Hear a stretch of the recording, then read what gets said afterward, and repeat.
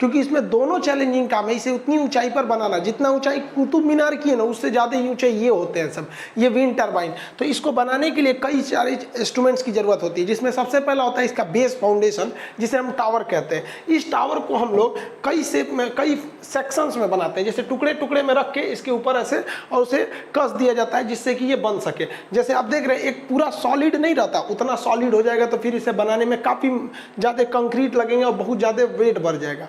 इसको खोखला रखने से एक और फायदा क्या होता है कि इसके अंदर से जो ऊपर से बिजली है उसे केबल द्वारा नीचे आराम से लाया जा सकता है। अगर खोखला नहीं रहता तो बाहर से लाना रहता, अंदर से आता है, इसलिए केबल सुरक्षित रहता है। दूसरा, अंदर हम सीढ़ी बना देते हैं। सीढ़ी से क्या होता है कि अगर इसके हब में कोई प्रॉब्लम आती है ऊपर, तो अंदर ही अंदर सीढ़ी द्वारा हम लोग जा सकते हैं, नीचे से एक रास्ता देकर, एक फाटक देके। तो ये इसका भाग होता है टावर। ये डिपेंड करता है कि ऊंचाई कितनी है। अगर पहाड़ पे ऊंचे, जैसे टावर दिखेगा ना, टावर अगर किसी के घर पे बना देते हैं तो कम ही ऊंचा रहता है, जमीन से बनाना है तो ज़्यादा ऊंचा रहता है। ये 80 से 100 फीट तक ऊंचे होते हैं। ये टावर डिपेंड करता है कि एरिया कैसा है। अब इस टावर के ऊपर लगाना होता है आपका ब्लेड और हब। ये जो ब्लेड होते हैं, जो विंड टरबाइन के ये ब्लेड होते हैं, 3 ब्लेड का प्रयोग किया जाता है। ये 3 ब्लेड होते हैं।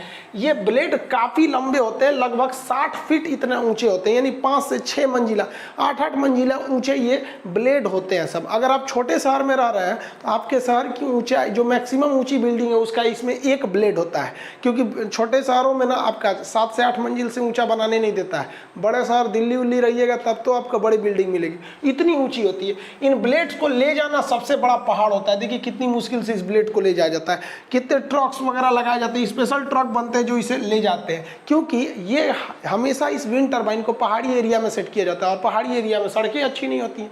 ये ब्लेड्स जो होते हैं, इनको जहां लगाया जाता है उसको हम लोग बोलते हैं, हम लोग रोटर। इसे कई लोग रोटर हब भी बोलते हैं, टेक्निकल भाषा में इसे रोटर हब कहा जाता है। तो जहां ये सेट होते हैं इसे कहते हैं रोटर हब। तो जिसे हम कंप्लीट कलर कर दिए हैं, ये हो गया रोटर हब, और इसमें लगा हुआ है आपका ब्लेड्स लगे हुए हैं। ये ब्लेड घूमेंगे तो क्या होगा, बिजली बनेगा। लेकिन इस ब्लेड के सामने एक समस्या, ब्लेड धीमे घूमते हैं, कभी हवा आएगी, कभी तेज आएगी, कभी हवा का डायरेक्शन बदल जाएगा। ये सब चीजें भी इसमें बहुत ज्यादा मायने रखती है। इस ब्लेड को सेट करने के लिए 2 अलग अलग तरीके आते हैं। एक होता है कि आप इसका पहले ये वाला पोर्शन को, आपको पूरा नेकल का पार्ट जो होता है पीछे का, इसको लगा लीजिए और इसमें एक रोटर हब लगा दीजिए, उसमें एक एक ब्लेड को ऐसे क्रेन से ले आके फिट कीजिए। और नहीं तो दूसरा तरीका होता है कि आपने टावर को खड़ा कर दिया, ये टावर हो गया।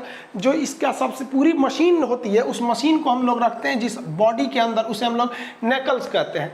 इसमें क्या किए, इसको आप खड़ा कर लिए और जमीन पर आपने रोटर हब लगा दिया और इसमें तीनों ब्लेडों को जोड़ दिया और एक साथ हैवी क्रेन ले आके इसको कस सकते हैं। तो ये कई टाइप से होते हैं, इसके असेंबली होता है, डिपेंड करता है कितना वेट है, एरिया कैसा, उस हिसाब से इसे बनाया जाता है। इसका जो सबसे मेन पार्ट होता है वो इसका नेकल वाला पार्ट होता है। ये बहुत ही बड़ा पार्ट होता है। अगर आप इसको देखेंगे तो इसमें एक आदमी दिख रहे होंगे, 2 आदमी यहाँ दिख रहे हैं सर। ये बहुत बड़ा होता है, एक घर बराबर होता है। सोचिए इतना बड़ा होता है, मतलब 3 BHK का जो फ्लैट होता है ना, 3 कमरा वगैरह वगैरह, 3-3 कमरे बराबर इसका ये नेकल वाला पार्ट होता है, ये वाला पार्ट। इसमें हम लोग अलग, ये तो खोखला बना दिया जाता है, इसमें जो हैवी पार्ट्स को रखने होते हैं उसको क्रेन से उठा के रखा जाता है। जैसे आप देखिए ये वाला, तो ये इसका तो ये हो टावर, और ये हो गया इसका नेकल वाला पार्ट। इसमें एक आदमी है और ये क्रेन से उठा के इस मशीन को इसमें पुट किया जाएगा और ये सेटल करेगा उसका जगह कैसा है।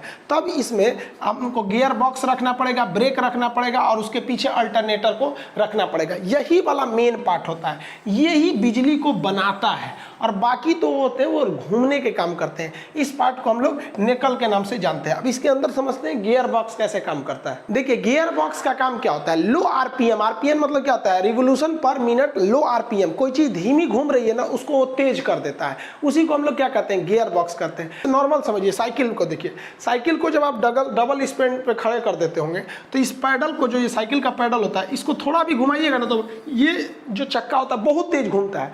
अगर आप इसे एक बार घुमा देंगे ना तो ये सोच रहा 15 से 20 बार घूमेगा, यानी इसका 1:20 का रेशियो रहता है। एक बार अगर आप इसको घुमा दिए तो वो 20 बार इसको घुमा देगा। और वही अगर चेन उतर जाएगा या अच्छा से काम नहीं करेगा, जाम चलेगा, तो जो बार इसको घुमाइएगा उतने बार ये चक्का घूमता है। तो कहते हैं बड़ी जाम चल रहा है, तो इसका सर्विसिंग किया जाता है यहाँ पर।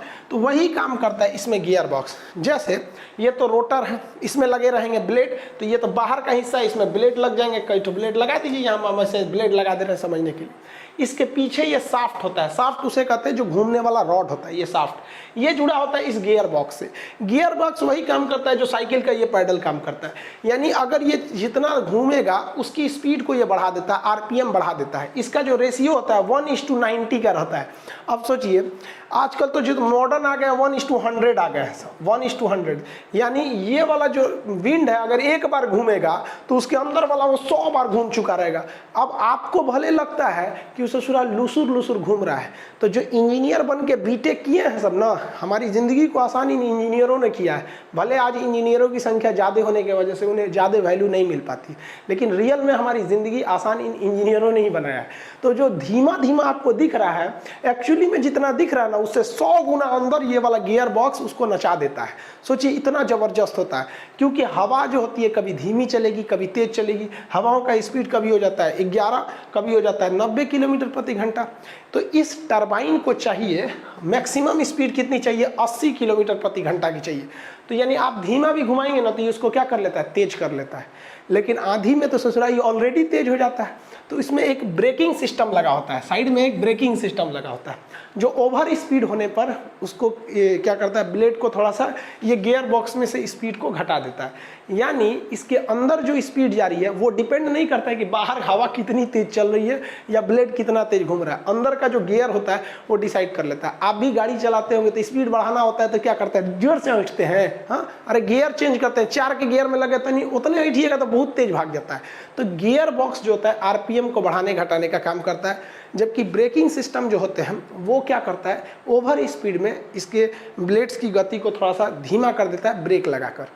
इस तरह से जब गियर बॉक्स के पीछे का जो शाफ्ट लगा है ये है आपका जनरेटर, इसे अल्टरनेटर भी कहिए या जनरेटर कहिए, ये घूमेगा। आपको पता है कि इसके बाहर में एक मैग्नेट है और अंदर एक छोटा सा मैग्नेट है। इस छोटे मैग्नेट में ये शाफ्ट जुड़ा हुआ है। छोटा मैग्नेट घूमेगा तो इसमें इंडक्शन के फ्लक्स उत्पन्न होंगे और बिजली पैदा हो जाएगा। तो पीछे का ये अल्टरनेटर जो है ये क्या बना देता है, बिजली बना देता है। तो यहाँ पर ये बिजली बनकर कंप्लीट हो जाती है। इस बिजली को अब बस क्या करना है, यहाँ जो बिजली बनी हुई है इसे हमको केबल्स की मदद से नीचे भेज देना है। ऊपर बिजली बन गई, लेकिन यहाँ एक समस्या आती है, हवाओं का जो डायरेक्शन होता है कभी बदल जाता है, कभी पश्चिम से बहने लगता है कभी पूरब से बहने लगता है। स्पीड को तो हमने गियर बॉक्स से मैनेज कर लिया कि स्पीड कम आएगा तो गियर बॉक्स उसको 90 से 100 गुना बढ़ा देता है, और अगर स्पीड बढ़ गया तो क्या होता है, ब्रेकिंग सिस्टम स्पीड को कम कर देता है। तो स्पीड का प्रॉब्लम खत्म हो गया। अब प्रॉब्लम आ गई है डायरेक्शन का। तो डायरेक्शन को मैनेज करने के लिए जो इसका नेकल वाला पोर्शन होता है, ये पोर्शन नेकल कहते हैं इसे, इसके पीछे हमारा एनीमोमीटर लगा होता है। आप इसे देख रहे होंगे इस तरह से एनीमोमीटर लगा होता है। ये एनीमोमीटर हवाओं के डायरेक्शन को देखता है। आप देखते होंगे हवाओं की गति को नापने वाला एनीमोमीटर लगा होता है। इस डायरेक्शन में इस तरह से कटोरी बनी रहते हैं सब एनीमोमीटर।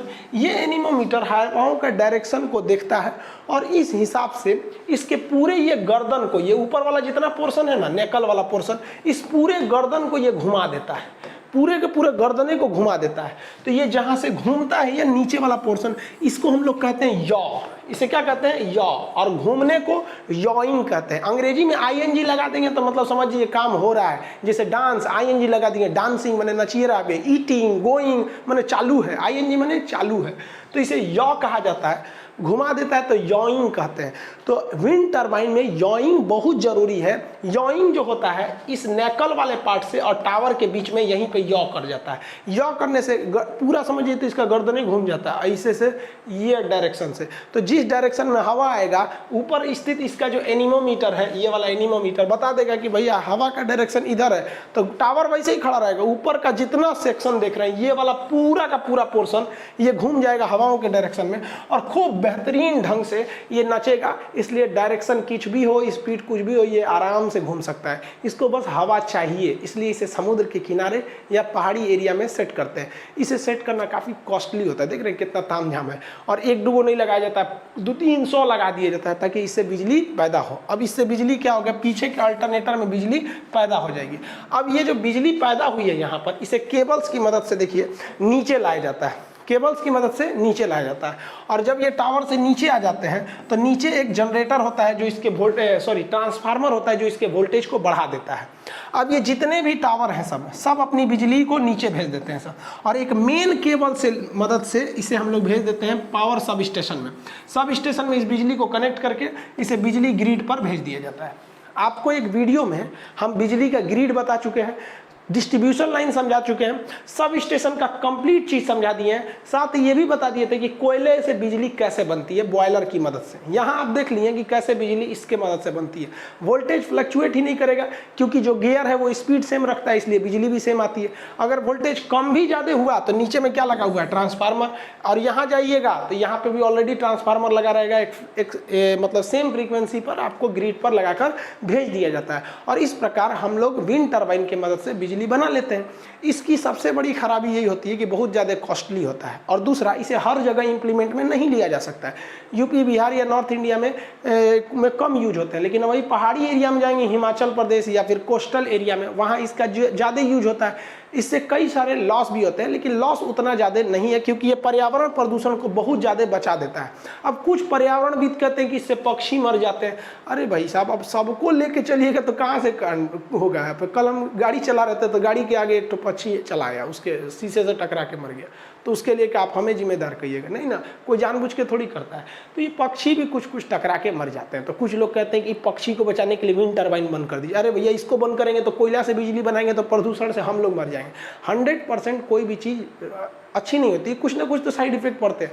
दूसरा कि इसमें कभी स्पीड ज़्यादा हो जाता है, ब्रेकिंग सिस्टम काम नहीं करता है तो आग लग जाते हैं। और विंड टर्बाइन जो ब्लेड होता है ये भी तो अंदर से खोखला ही होता है, और ये टावर भी खोखले होते हैं। कभी कभी टावर में टूट जाता है या फिर विंड टर्बाइन में टूट जाता है, तो टूटने के बाद फिर उसे मेंटेनेंस में काफ़ी लंबा खर्च आते हैं। खैर जो भी हो, हम लोग जो पानी से बिजली बनाते हैं और जो हवा से बिजली बनाते हैं, इसमें वन टाइम इन्वेस्टमेंट है। इसके बाद बहुत हल्का फुल्का टूट फूट गया तो मेंटेनेंस की जरूरत है, और हमें फ्री में बिजली मिलते रहती है आराम से। इसके लिए हमें कोई पर्यावरण को प्रदूषण की जरूरत नहीं, इसलिए इसे हम लोग इको फ्रेंडली कहते हैं या नवीकरणीय के नाम से जानते हैं। ये बहुत जरूरी है ताकि आने वाली भविष्य को हम एक अच्छा पर्यावरण दे सकें। हम आपको कोयले से बिजली बता दिए थे, उसका डिस्क्रिप्शन में लिंक डाल देंगे, और ये हम हवा से बिजली बनाना आपको बता दिए। आगे आप कहेंगे तो हम बिजली पानी से कैसे बनती है उसको समझा देंगे, फिर परमाणु बिजली घर से कैसे चलती है उसको समझा देंगे।